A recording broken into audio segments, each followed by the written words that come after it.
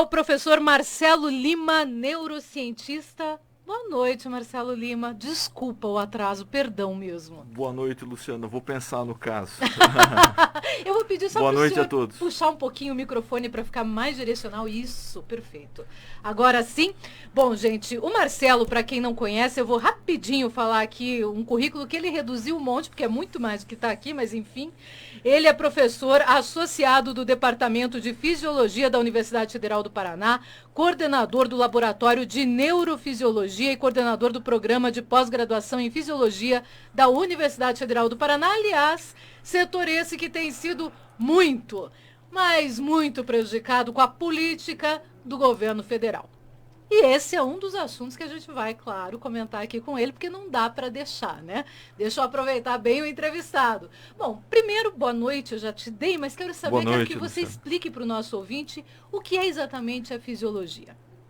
Bom, a fisiologia é uma ciência que tem por objetivo estudar o funcionamento do organismo humano, mas não só humano, né? Então a gente tem a fisiologia animal, que estuda, por exemplo, como que o organismo de diferentes animais, animais domésticos, animais de grande porte, como que esses organismos funcionam. E também tem um ramo da fisiologia que é a fisiologia vegetal. Então é uma área muito extensa, né, e multidisciplinar, né, dentro das ciências biológicas. E especificamente o que eu trabalho é com a neurofisiologia. Então é o funcionamento mais especificamente do sistema nervoso. Que é toda essa parte que está na sua cabeça, ouvinte, todo o sistema nervoso, aquilo que te manda comandos. Aliás, ele sabe e pode falar muito sobre medo, sobre distúrbio de sono e tudo mais, né, relacionado a essa questão. Podemos falar. Bom, deixa eu antes começar a perguntar para o senhor sobre pesquisa, né? Ciência. Na realidade, é também aquilo que você trabalha muito na Universidade Federal do Paraná e que, através até desses últimos tempos, tem tido bastante dificuldade. Não sei se é federal especificamente, mas grande parte das universidades federais tem tido dificuldade para essa área da pesquisa e ciência. Sim, de fato a gente vive um momento difícil, né, um momento de muitas restrições, né, do ponto de vista da capacidade, né, de se fazer ciência, né, de se produzir conhecimento. É, mas o que as pessoas também não sabem é que não é só uma questão de financiamento por parte da universidade em si. É claro que a universidade vem sofrendo cortes, né, Absurdo, cortes aliás. em cima de cortes. Por exemplo, esse ano o orçamento da universidade é 30% menor do que o orçamento do ano de 2020, portanto é um corte sobre corte.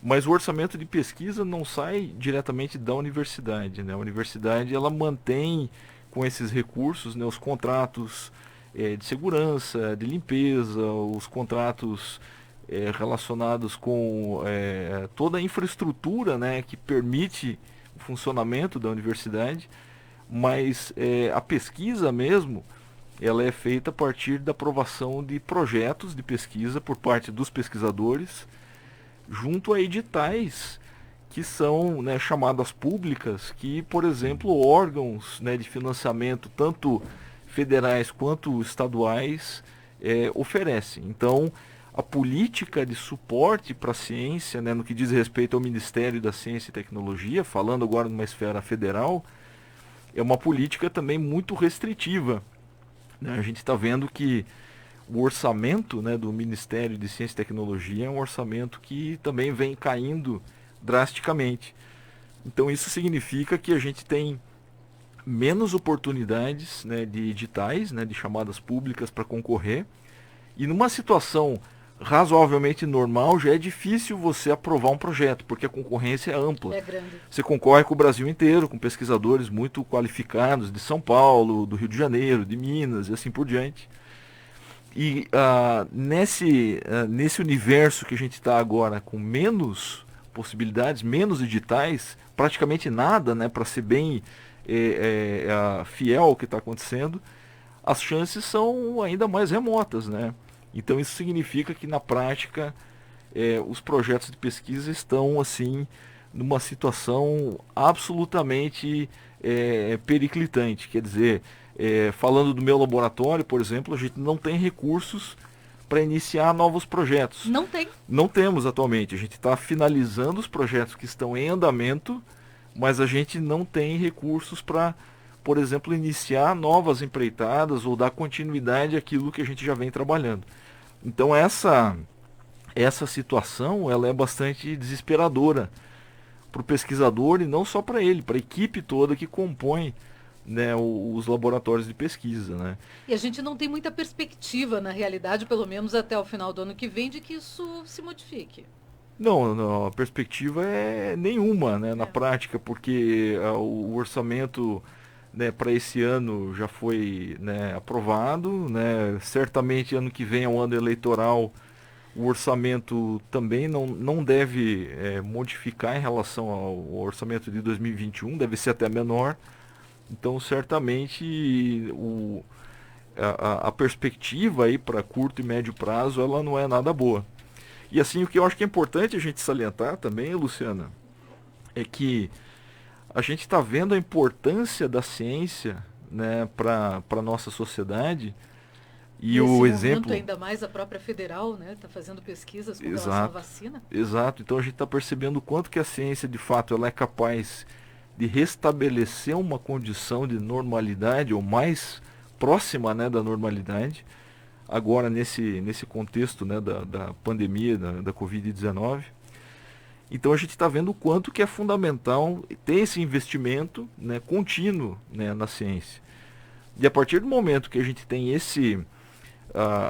essa quebra, essa interrupção, né, não só do financiamento, mas também de toda a capacidade que a gente tem de orientar novos alunos, formar mais recursos humanos capacitados, isso gera um buraco, né, uma quebra desse contínuo, né, de formação e de geração de conhecimento, que é muito difícil a gente estimar ou mensurar quando que isso vai ser recuperado, né, para a nossa sociedade. Então esse eu diria que talvez o legado mais negativo que a gente venha a observar no momento, né? Pois é, e o senhor falou sobre ciência, né, da importância da ciência nesse momento. Deixa eu aproveitá-lo também para puxar um pouquinho essa situação.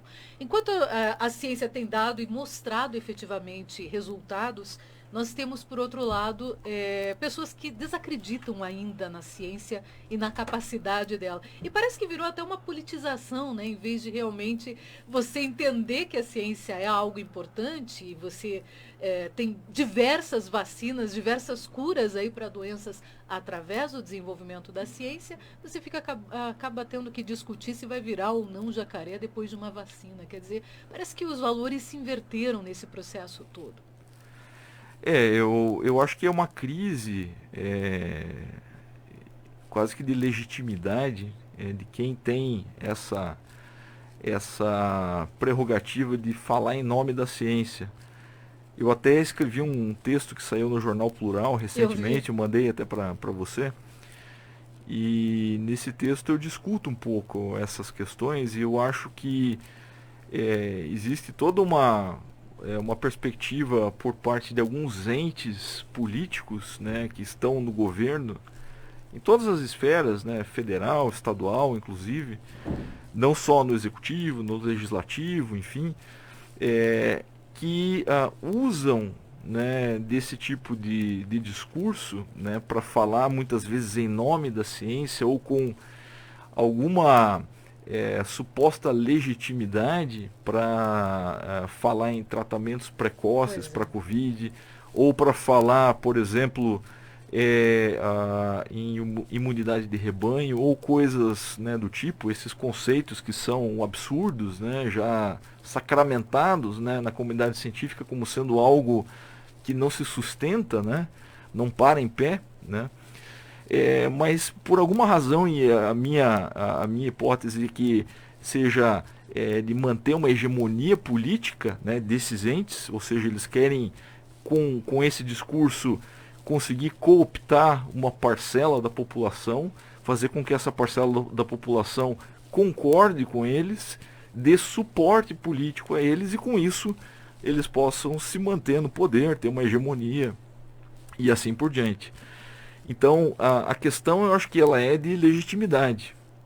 Ou seja, até que ponto a gente está preparado para entender que é o cientista que tem, digamos, a prerrogativa primeira para falar em nome da ciência, né? Então, a partir do momento que a gente abre canais de discussão junto com a população, como num programa ou num jornal, enfim, na mídia de maneira geral, para diminuir esse fosso, né, de distanciamento entre o pesquisador e a população, a gente consegue talvez, junto com a educação mais eficiente, uma educação mais, eu diria que voltada também para esse pensamento crítico e científico, talvez com tudo isso junto a gente consiga fazer com que as próximas gerações, ou até mesmo essa geração de agora, possa ter um senso crítico maior e com isso não se enganar tão facilmente por coisas ou teorias absurdas como as que a gente está percebendo atualmente. O grande problema, me parece, Marcelo, é quando realmente essas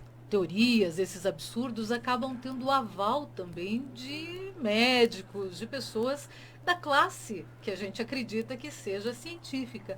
E isso acaba trazendo para a própria população, na verdade, uma confusão completa, né?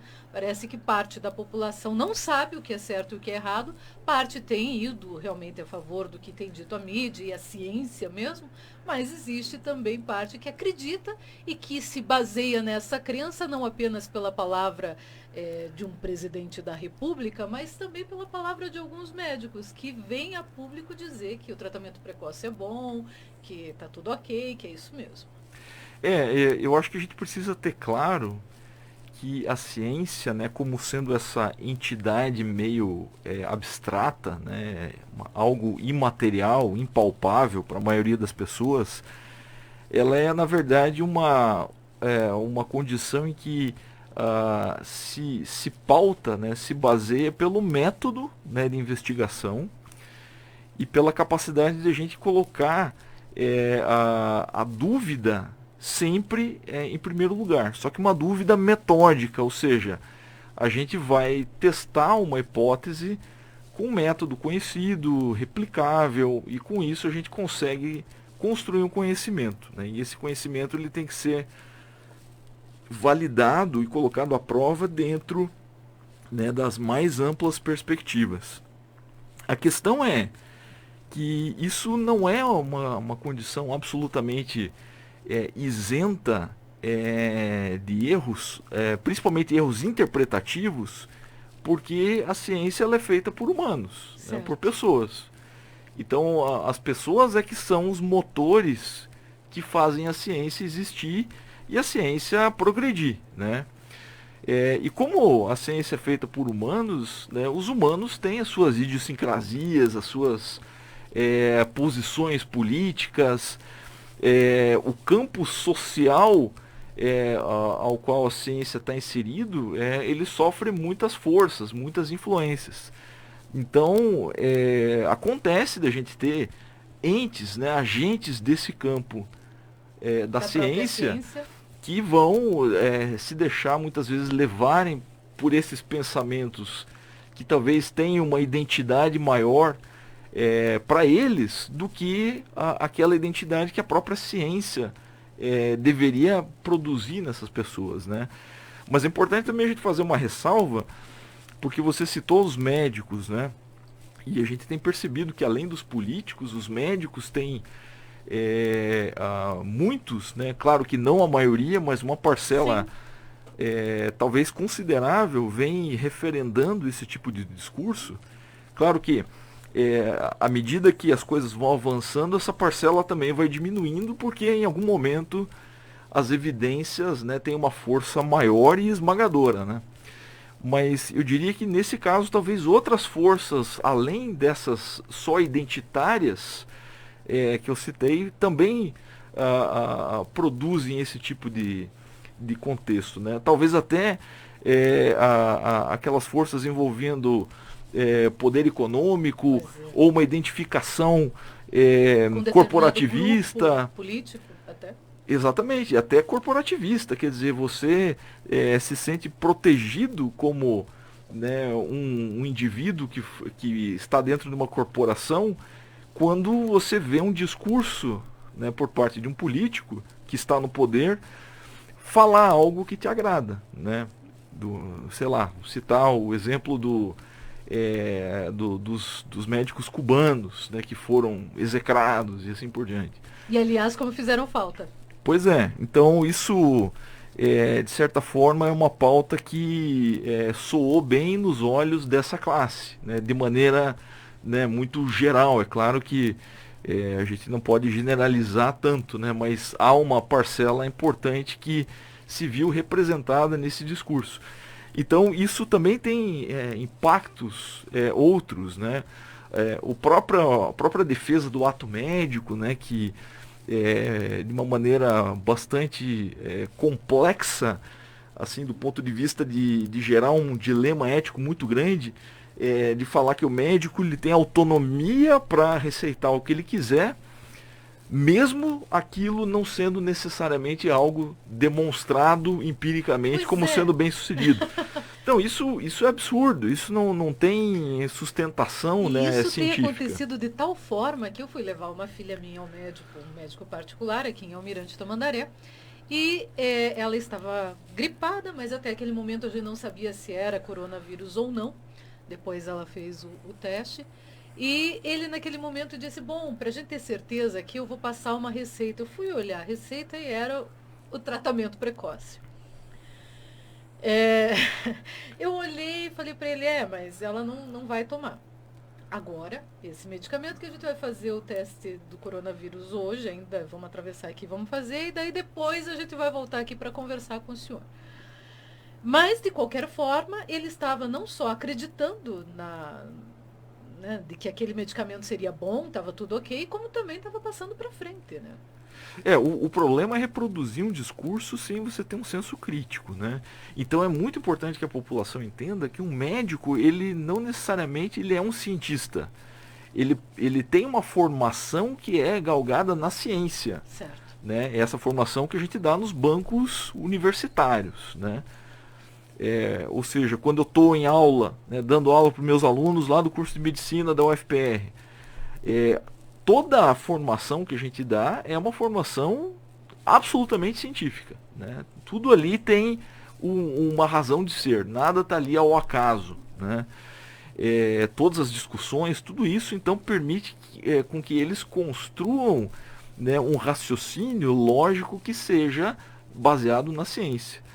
A questão isso não faz deles um cientista. E aí a gente entra no ponto da legitimidade novamente. Porque um cientista, ele necessariamente é alguém que produz conhecimento. E esse conhecimento é um conhecimento novo, né? Um conhecimento que se soma ao que se tem na literatura, por exemplo.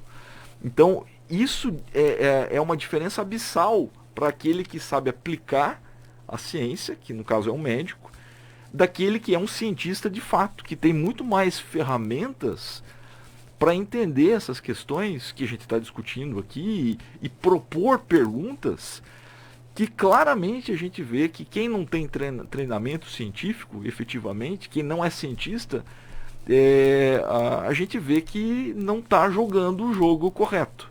É como você pegar, né, uma pessoa ali na rua, colocar numa quadra de basquete na NBA para jogar basquete com os profissionais. Não vai dar certo. Você vai ver que ele não se encaixa, ele não está no lugar ideal dele. Então você percebe facilmente, trocando algumas ideias com uma pessoa que não tem uma formação científica, o quanto que ela é equivocada nessa questão, né? Então é muito importante. O médico, ele pode ser um cientista, ele pode, né? Claro que ele vai ter que optar na carreira dele por essa vertente. Mas ele, atuando clinicamente, ele não é um cientista. Ele é um médico, ele é um clínico, por exemplo, que sabe aplicar a lógica que a ciência permitiu que ele entendesse, do ponto de vista do funcionamento do organismo, das patologias, assim por diante. Mas ele não é alguém produtor de conhecimento. Logo, ele não tem formação muitas vezes para propor coisas que a gente vê na mídia, né, os médicos propondo, nesse caso da cloroquina e assim por diante. Então, a coisa aos olhos de quem tem esse treinamento e quem vive né, diariamente esse meio, que é um meio de muita disputa, né, um meio acadêmico, um meio do cientista, quem vive isso, ao se deparar com essa situação, fica muito admirado, porque para nós esse discurso ele passa muito longe de convencer. Ele é um discurso absurdo. E eu gostaria que as pessoas tivessem pelo menos um aumento dessa clareza de entendimento quando fossem se deparar com um discurso desse tipo e conseguisse separar isso com alguma eficiência. Mas é bem complicado, na verdade, né, de que as pessoas consigam entender com tanta informação distorcida.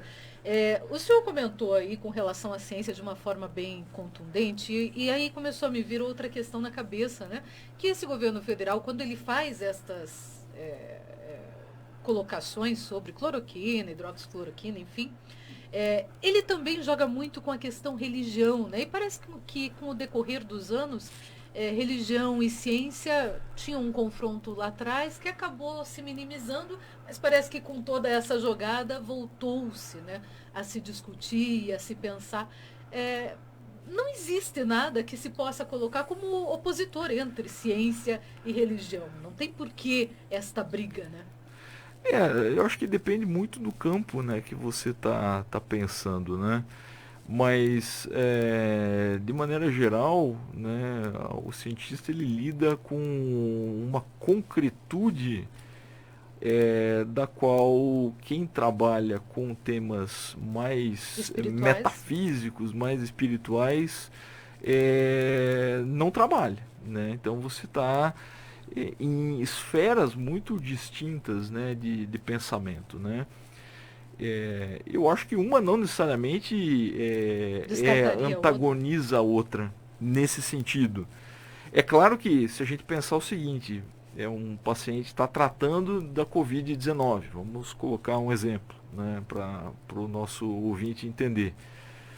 E aí é sugerido para ele um tratamento que é o tratamento sintomatológico, então ele vai tomar um anti-inflamatório, né, no caso um anti-inflamatório esteroidal, né, pode tomar um antitérmico para baixar febre, enfim, e fazer um acompanhamento, né, dos sintomas, né, talvez um suporte respiratório, se for o caso, mas se nessa situação alguém chegar e aconselhar, olha, abandone o tratamento e faça só suas orações ou beba uma água que foi ungida, aí você entra num conflito, né, do ponto de vista da aplicação dessas duas formas de se enxergar o mundo, né?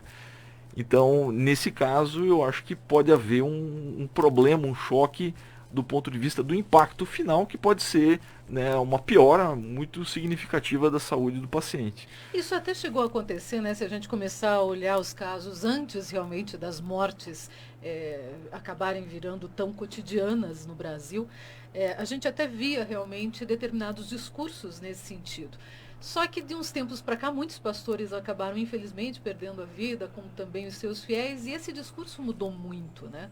Então, eu acredito que as pessoas também, neste campo, começaram a olhar para a ciência de uma forma diferente, apesar de grande parte dos líderes, e talvez daí eu volto para aqueles mesmos interesses que você falou aí dos médicos, parte desses líderes ainda estarem acreditando em algo diferente, mas não com relação à ciência, e sim com relação à própria política. Se misturou muito essas duas coisas. Eu acho que esse governo que a gente está vendo, ele tem talvez essa habilidade de conseguir trazer para um caldeirão meio caótico, né, todas essas vertentes, e o resultado final disso é um discurso que tenta convencer, né, ambos os lados, né, sem falar, por exemplo, mais uma vertente que seriam os militares ou aqueles que se identificam com temas patrióticos, né? Então, eu diria que, na verdade, esse é um discurso que se propõe a manter uma hegemonia, né? Na prática, ele não é um discurso que se identifica de fato com esses temas ou com essas pautas, né, que são caras para esses segmentos da sociedade. eu acho que na prática é um discurso que só está ali para manutenção do poder, né? Na prática, a vida em sociedade, principalmente nessas esferas, ela é uma luta de forças, né? E o que a gente está vendo aí na política, por exemplo, nada mais é do que essa condição exposta, né, diuturnamente. E algo que eu tenho notado até nos teus escritos, e é interessante a gente perceber o Twitter do professor Marcelo Lima, porque ele é bem diverso, né? Ele fala de ciência, ele acaba falando de política, ele fala de outros, às vezes ele traz algo com relação à própria universidade, a vacina do Covid. Eu oriento você, ouvinte, você que gosta de Twitter, a ir lá e começar a acompanhar o trabalho do Marcelo M.S. Lima, é assim que ele está identificado lá. Mas uma das coisas que eu tenho percebido é que você não partidariza, né? O que é bem interessante. Você chegou a citar Lula, citar Ciro Gomes, citar Boulos, mas não aquele negócio fechado, né? Tem que ser fulano, tem que ser ciclano. Não, eu não tenho nenhuma identificação específica com partido político, né? Eu não acho que eu, por exemplo, concorde com as pautas de um ou de outro partido de cabo a rabo, por exemplo. Eu vejo que muitos indivíduos que se filiam, eu tenho conhecidos que são filiados a um ou outro partido, não é o meu caso, mas eu vejo que, em geral, as pessoas elas acabam por terem que concordar, pelo menos, de maneira ampla com aqueles temas aos quais o partido se posiciona. Eu muitas vezes discordo de um ou outro tema, acho que eu não teria conforto de aceitar as pautas dessa forma, né, de um ou de outro partido, né? Até porque eu acho que dentro de um exercício democrático, né, que a gente tenta ter no nosso dia a dia, eu acho que a gente precisa ter essa liberdade, né, de dizer, opa, isso aqui eu discordo de você por essas razões, entretanto, esse outro ponto eu concordo. Isso talvez nos impeça de estar no mesmo lado, né, de um partido, mas ao mesmo tempo eu consigo reconhecer que você tem pautas que são relevantes, né? Então eu acho que esse exercício ele é muito salutar, né, muito saudável e de certa forma ele foi um tanto perdido, né, no nosso país esses últimos anos, né, com o governo Bolsonaro e até antes disso, né, na época da campanha em 2018. Então eu vejo que a gente precisa talvez ter menos barreiras, né, do ponto de vista de se posicionar, né, ter essa liberdade, essa clareza, porque muitas vezes isso, talvez agora eu até percebo com menos intensidade, mas no começo, né, assim que o governo atual tomou posse, existia até um certo temor por parte de muitas pessoas de falar, opa, isso aqui eu não concordo Mas você com sabe a por pauta quê? do Porque governo. nós éramos rotulados. Cada momento em que se falava alguma coisa, você é esquerdista, você é vermelho, você é petista, você. E eu acho que isso foi realmente diminuindo. Pois é, a gente fica nessa questão tão bipolar, né? Eu acho que isso empobreceu muito o discurso, porque mais uma vez é um reflexo dessa aceitação tácita de toda uma pauta. Então, se você rejeita um ou dois ou três ou cinco ou metade ou 70 ou 80% dos itens de uma pauta, automaticamente você é de outra. Isso não necessariamente, a gente precisa ter um equilíbrio, né? E eu acho que isso está faltando. Talvez essa discussão, né, já tenha algum terreno já tenha sido ganho, né, de uns tempos para cá, mas eu ainda percebo que a gente precisa recuperar muita coisa. Daqui a pouquinho eu quero falar com vocês sobre o primeiro livro que o Marcelo está lançando, mas antes disso eu vou começar a ler algumas participações que estão chegando. O senhor pode, enfim, pode responder todo mundo bem tranquilamente, pode mandar boa noite, do jeito que o senhor quiser, que é bem livre aqui, não tem censura. Deixa eu começar pelo Twitter, tem gente participando aqui pelo Twitter, deixa eu só abrir para ver quem é que está conversando com a gente. A Ellen, nossa ouvinte de Curitiba, ela está comentando aqui com relação ao Porto de Antonina. Segundo ela, tinha jacarés que estão sendo expulsos do habitat natural e ela está reclamando disso aqui no Twitter neste momento. Ela que, aliás, foi quem indicou o professor para ser entrevistado aqui na Rádio e TV Tamandaré. Um abraço para ela. Participando também com a gente pelo celular, pelo nosso 41 3537 9807, WhatsApp, o Beto. Tá dando boa noite para o Beto, um abraço para ele, aqui de Almirante Tamandaré. João Miller, que é coordenador da Defesa Civil de Almirante Tamandaré, tá lembrando aqui aos ouvintes que hoje até as 8 horas da noite, você que ainda não se vacinou, tem 30 anos ou mais, vá se vacinar até as 8 horas da noite, horário estendido para vacinação no Centro da Juventude aqui de Almirante Tamandaré. Obrigada, João Miller, um abraço aí para você. José Barbosa, da Aba Solidária, também dando boa noite, um abraço aí para o José Barbosa. Deputado Ricardo Barros, também dando boa noite. Obrigada, um abraço aí ao deputado que é líder do governo Bolsonaro e tem sido bastante questionado, aliás, na CPI da pandemia, viu, deputado? Estou esperando o senhor aqui para dar uma entrevista para a gente, afinal de contas tem muita coisa para se esclarecer ainda neste caso todo. Participando aqui com a gente também o Eliano Novaes, está nos avisando que baixou, gente, baixou a idade, 29 anos a partir de hoje para se vacinar, ou seja, a partir de amanhã, você que tem 29 anos, vai se cadastra no site da Prefeitura, que é o www.tamandaré.pr.gov.br, vai lá, se cadastra e daí procura um dos pontos de vacinação da cidade, apenas os pontos de vacinação contra a Covid-19. Você tem que levar, lógico, sua carteira de vacinação e também levar o seu documento. Nelson, da Força Sindical, participando com a gente. Um abraço aí para o Nelson, está sempre ligado. O deputado Coronel Li, também participando, dando boa noite. Dona Maria, ouvinte aqui da Rádio e TV Tamandaré, mandando palmas. Obrigado, um abraço aí para Dona Maria.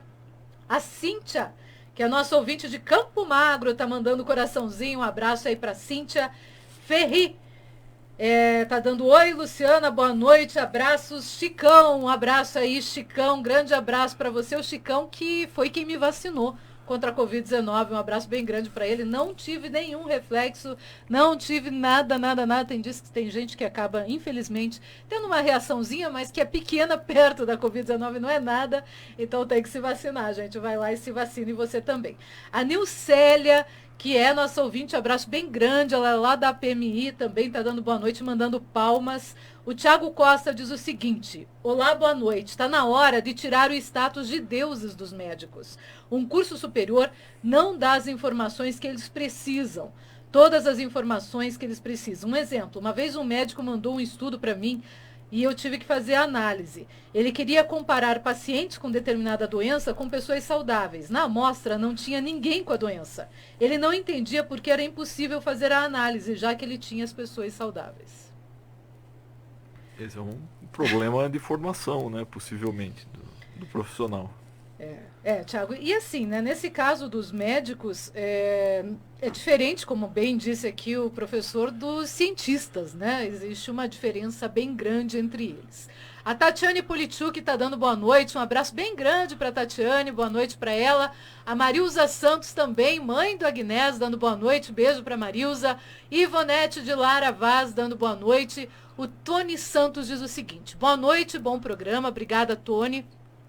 Não contrariando, mas sempre se pregou o tratamento precoce para todas as doenças. Exemplo, se usa o exame do toque para se descobrir o câncer da próstata precocemente, porque há mais chances de cura. Então, em qualquer doença, se tratar precocemente no início, terá mais chance de cura. Eu vou deixar você responder, porque eu acho que aí tem uma inversão de valores, né? Você tem uma possibilidade de fazer um tratamento precoce numa situação onde há um câncer, né, diagnosticado, mas aí essa precocidade depende, né, do nível, né, do estágio de desenvolvimento da doença. Às vezes o diagnóstico ele acaba não sendo precoce, né? Uma coisa é o diagnóstico precoce, outra é o tratamento. E também a gente precisa colocar na balança o que há disponível do ponto de vista terapêutico, né? Então você, diante de uma infecção, seja ela viral ou bacteriana, não faz sentido você fazer um tratamento precoce, ou seja, antes da infecção. Não há nenhum medicamento que impeça com que a pessoa se infecte por um vírus ou por uma bactéria. Então, na prática, não faz sentido você fazer um tratamento precoce, preventivo, por exemplo. Aí você pode pensar, bom, mas uma vez diagnosticado, é possível tratar? Se você tiver uma infecção bacteriana, você tem um espectro muito grande de antibióticos, né? Uma antibiótico terapia, ela é algo já muito definido clinicamente. Agora, quando você pensa em vírus, aí as coisas já é uma outra esfera terapêutica, né? Os vírus, a gente tem um universo de substâncias, né, de drogas muito mais restrito. E o que se mostrou foi que para a Covid-19, né, para essa infecção produzida por esse vírus, que é o SARS-CoV-2, não há efeitos, né, significativos quando você utiliza nenhuma droga conhecida. É possível que em algum momento seja descoberto, né, um tratamento que tenha uma efetividade, por exemplo, já no início da infecção. Mas isso a gente ainda não chegou nesse ponto. E aliás, né, o tratamento precoce não necessariamente é esse tratamento que estão passando, né?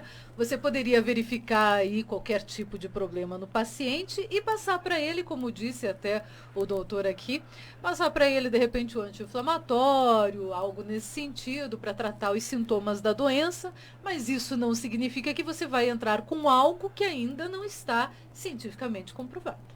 Exato, exato. É como você tratar, por exemplo, com um copo d'água ou com algo que não tenha uma efetividade comprovada, né? Então, muitas vezes é difícil para as pessoas entenderem isso, porque o que se tem, né, de parâmetro de comparação é algo assim muito etéreo, né? Ninguém sabe como que a gente compara dois grupos diferentes, né?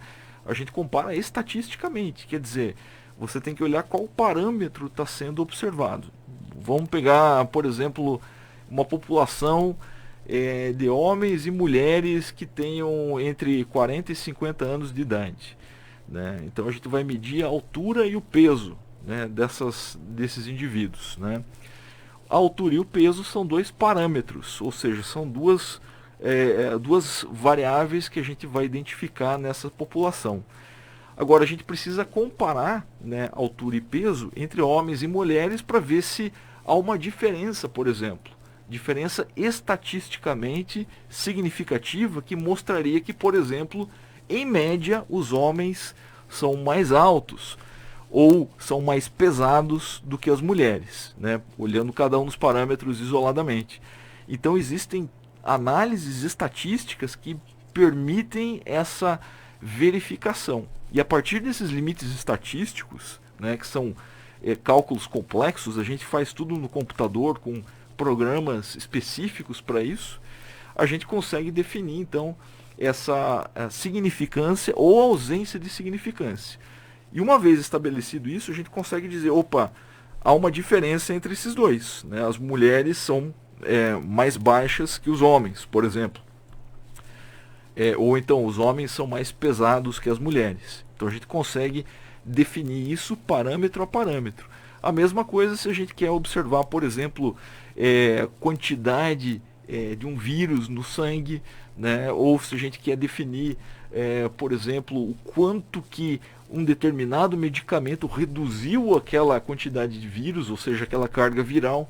Então a gente aplica essa lógica, né, de maneira, né, explicando muito a grosso modo aqui, a gente aplica essa lógica para tentar estabelecer quais são, né, esses limites ali impostos pelo tratamento do ponto de vista de reduzir ou de não produzir nada sobre aquele parâmetro analisado. Com relação às fake news, né, que eu acho que elas colaboram muito também nesse processo todo, acaba sendo... eu até hoje ainda não entendo, né, o que faz as pessoas acreditarem simplesmente numa notícia, mas acaba sendo algo que a pessoa não só acredita, como dissemina, e por isso ela acaba ficando tão forte, né? Acabou, inclusive, elegendo um presidente, se a gente for pensar bem. Tem um sociólogo, né, francês, já falecido, mas que talvez tenha sido, né, uma das grandes mentes do século XX, né, o Pierre Bourdieu. Ele estudou a sociedade de uma forma muito ampla, né, olhando para diferentes condições. E um dos pontos que ele investigou com bastante detalhamento foi o senso comum, né? Ou como ele chamou também de conhecimento espontâneo. E ele era um crítico feroz desse tipo de situação, que é o que a gente está mais ou menos discutindo aqui. Ou seja, a partir do momento que a pessoa ela se convence de algo, né, seja de alguma notícia ou que ele recebeu pelo WhatsApp ou coisa do tipo, pelo Facebook, enfim, ela se convence daquela informação, né, ela passa a fazer parte daquele senso comum, daquele aprendizado espontâneo que ela teve. E por que é aprendizado espontâneo? Porque ele não é metódico, ou seja, ele não tem método. Quer dizer, a pessoa se convence daquilo e pronto, né? Isso já basta para ela. Ela não chega nem a se dar o trabalho de raciocinar em cima daquela questão que está sendo apresentada para ela. Então isso faz com que a pessoa, ao se convencer, ela vai espalhar essa informação para aquela bolha social que ela vive. E via de regra, né, essa bolha social é composta por pessoas que vão ter um tipo de entendimento da sociedade muito parecido com ela. E também vai replicar. E isso vai reverberar, vai gerar uma replicação enorme dentro daquela bolha social e muitas vezes extrapolando ela. Então essa é uma condição que se alimenta muito, principalmente quando a gente tem alguns indutores de discurso que são talvez os principais responsáveis, né, por essa condição na nossa sociedade. E esses indutores desse tipo de discurso falacioso, né, essas fake news, aí a gente pode identificar setores da imprensa, a gente vai identificar políticos, a gente pode identificar pessoas ali blogueiros, enfim, N indivíduos que vão por interesses que, na minha concepção, se aproximam dessa condição de manutenção de uma hegemonia de poder, ou talvez de uma hegemonia até do conforto que eles adquiriram com esse governo, quer dizer, talvez eles recebam financiamento, talvez eles estejam em evidência naquele momento, tudo isso é muito recompensador para eles, então vale a pena disseminar esse tipo de recurso, de discurso, e a repercussão é mais ou menos essa que a gente descreveu aqui. Claro que isso é um entendimento que eu estou passando com todo o viés que pode ter a minha visão, né? A minha interpretação ela é carregada pelo que eu leio, pelo que eu estudo, pelo que eu entendo, né, como sendo a nossa sociedade. Mas eu diria que essa visão talvez se aproxime um pouco mais da realidade, né? Isso, na verdade, já é antigo, né? Só que as redes sociais deram mais amplitude a tudo isso. Porque eu lembro que o marketing do Hitler já dizia que uma mentira contada muitas vezes virava uma verdade. Então você acaba tendo isso já há muito tempo acontecendo. No Paraná, a gente teve campanhas políticas, inclusive, em que se usou mentiras para conseguir derrubar o opositor. Não que eu achasse o Martinez uma grande pessoa, mas ele foi realmente retirado do segundo turno através de mentira, que na época foi imposta pela campanha do Roberto Requião, ex-governador, ex-senador. Mas, enfim, isso não aconteceu só ali, acontece em vários momentos da história política internacional e no Brasil. Parece que ficou cada vez mais evidente com as redes sociais. Agora, é difícil, né? Você acabou de colocar essa questão da sociologia, da população, daquilo que você pensa como sociedade, e é também um pouco o tema do livro que você está lançando, né? Que é a sociologia da neurociência. O que é exatamente este livro e quando ele sai para a população ter acesso? O livro ainda está em gestação, né? Ele ainda está em formação, né? Ainda não tem um prazo, né, para quando que vai ser lançado, mas É um projeto que eu já venho trabalhando há um tempo. Eu sou um neurocientista, então o meu, a minha relação com o estudo da filosofia e da sociologia é muito mais recente comparado ao que eu já tenho com a neurociência, né, que já são mais de 20 anos, né, de trabalho na área. Então, eu diria que eu só me senti confortável para talvez enveredar um pouco mais para esse tema mais recentemente, né? Enfim, acumulando, né, muitas leituras, né, na área, acumulando muitas discussões, textos publicados, enfim, então a gente vai criando um certo estofo para talvez propor alguma coisa.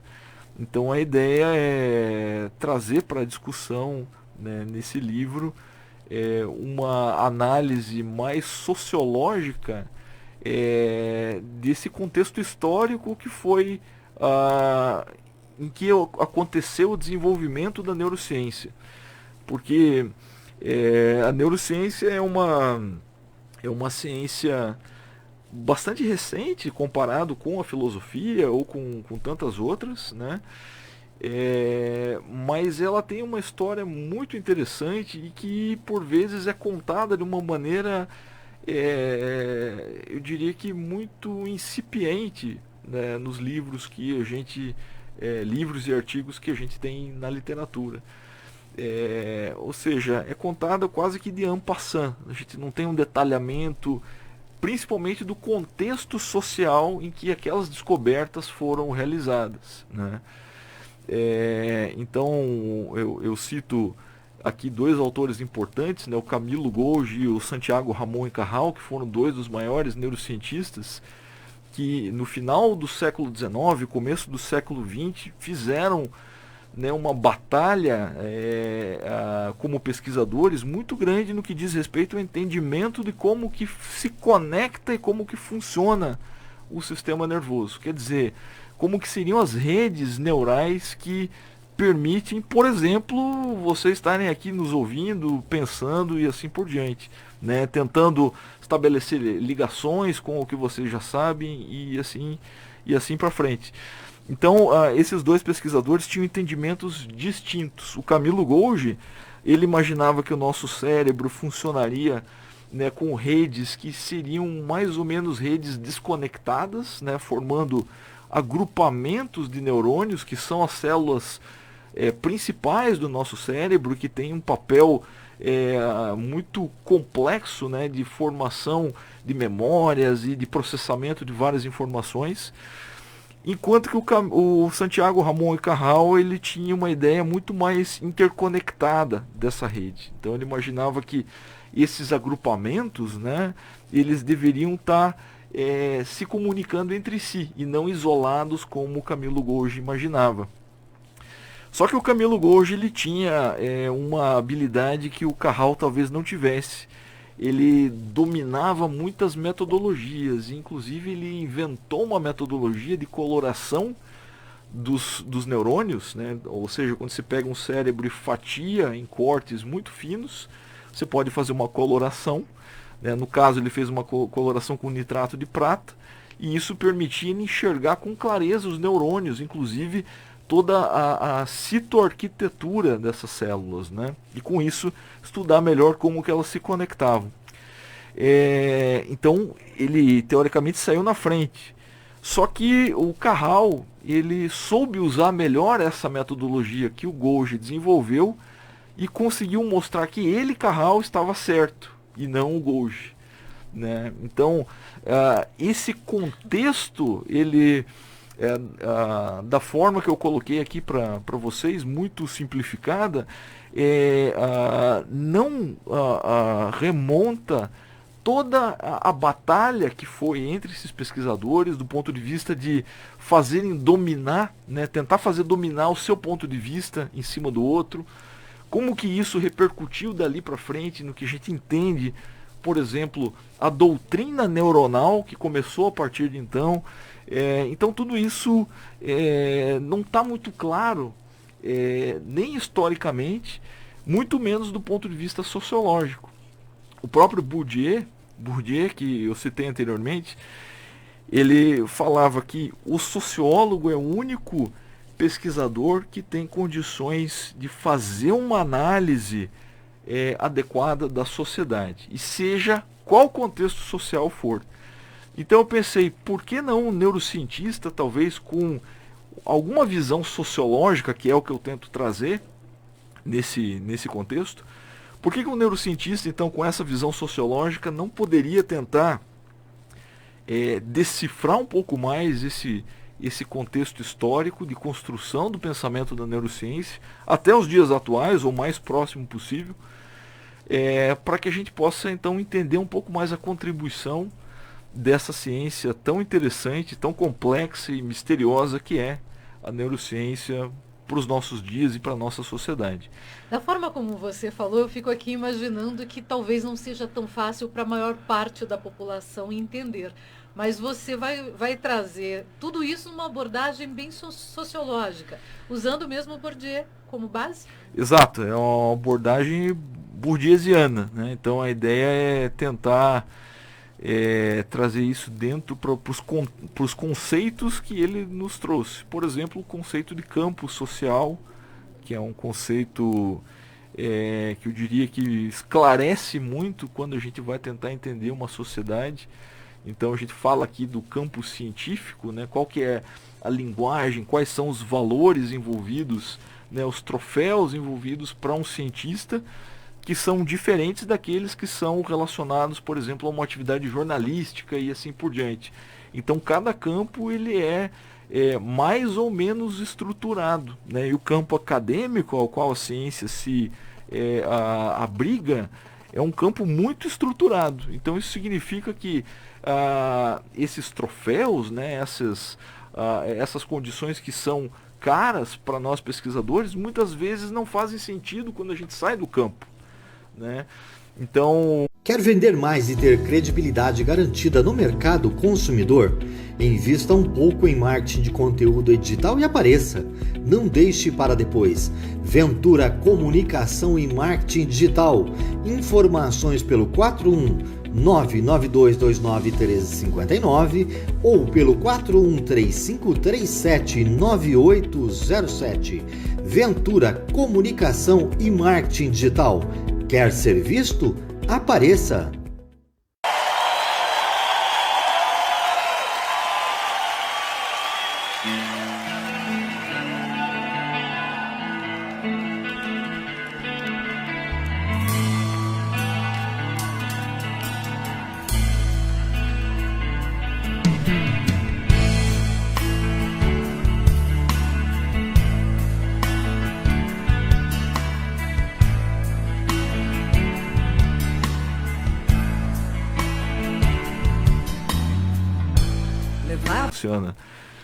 tentar fazer uma ponte, tentar aproximar, né, a ciência da sociedade, tentar fazer esse fosso diminuir. Então eu acho que essa é a perspectiva. Isso vai ser fantástico, porque a sociedade vai pensar menos, né, que a universidade é uma balbúrdia. É triste a gente ouvir isso quando a gente tem pessoas conceituadas e que fazem ciência dentro de uma universidade. Obrigado pela tua presença hoje aqui. Obrigado, sei que você tem que sair. São 8h25. Rapidinho, só vou ler aqui mais algumas participações. O Chicão diz: equipe top, melhor rádio da região metropolitana. Obrigado, um abração aí para você. O Tiago Costa diz: efeito placebo não está sendo levado em consideração nessas discussões sobre os tratamentos precoces. Eu gosto de brincar com a canja da galinha de nossas avós. Curavam tudo, inclusive a coleta da amostra. A escolha dos pacientes influencia muito nos estudos, podendo mudar completamente o resultado, diz o Tiago. O efeito placebo, tem vários estudos que investigam o efeito placebo, e isso também está longe desse nosso senso comum que tanto permeia as nossas discussões. Mas eu posso garantir que não é tão simples assim. A Mara Rodrigues Pimentel, atriz, um abraço bem grande para ela, tá dando boa noite para você. Mara Rodrigues tem um trabalho muito lindo, belo nas redes sociais. Se você não conhece, vai lá e siga a Mara Rodrigues Pimentel.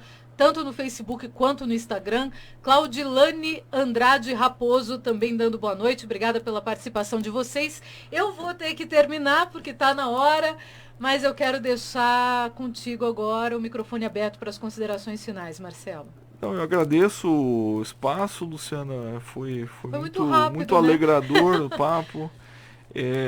Até se alguém tiver interesse, pode conferir lá no YouTube o meu canal, Neurociência Sem Neurose. Tem várias aulas postadas, vários temas ali que podem interessar, né? Por exemplo, cite aí para o pessoal. Tem aulas que são para graduação, para estudante. Tem algumas fragmentos de palestras, tem algumas discussões de disciplinas para pós-graduação. Enfim, é um conteúdo um pouco de nicho, né? Mas quem gosta de ciência, de neurociência, talvez se identifique. Então fica o convite para quem tiver interesse. Obrigada, Marcelo. Como é que te acha lá?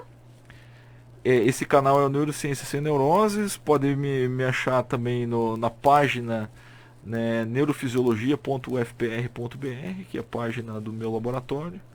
E se quiserem entrar em contato, pode escrever no meu e-mail também, que é mmslima@ufpr.br. Obrigada, grande abraço para o senhor, seja bem-vindo sempre. Da próxima vez a gente avança em outros temas também. Obrigada, viu? Obrigado, Luciana. Boa noite a todos.